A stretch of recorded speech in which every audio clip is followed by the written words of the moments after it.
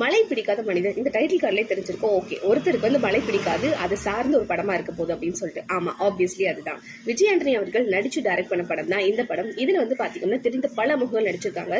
சரத்குமார், சத்யராஜ், சரண்யா பொன்வண்ணன், இதே மாதிரி படம் இருந்துச்சு. எனக்கு என்னன்னு தெரியல, ஸ்டார்டிங்ல இருந்து எண்டிங் வரைக்கும் மேகா ஆகாஷ் அவர்களும் நடிச்சிருக்காங்க. அண்ட் இதுல எனக்கு ஃபுல்லாவே ஒரு தெலுங்கு படம் டப் பார்த்த மாதிரியே ஒரு ஃபீல் இருந்துச்சு. ஏன் எதுக்குங்கிறது எனக்கு தெரியல. நீங்களும் இந்த படம் பார்த்துட்டு இருந்தீங்க, உங்களுக்கு இந்த ஃபீல் இருந்துச்சுன்னா கண்டிப்பா கீழே கமெண்ட் பண்ணுங்க. அண்ட் முக்கியமா வந்து இந்த படத்துல வந்து எங்க எப்படி ஸ்டார்ட் பண்றதுன்னு கூட தெரியல. அவருக்கு வந்து ஒரு பேர் கிடையாது, ஒரு ஏஜென்ட் கீழே ஒர்க் பண்றாரு.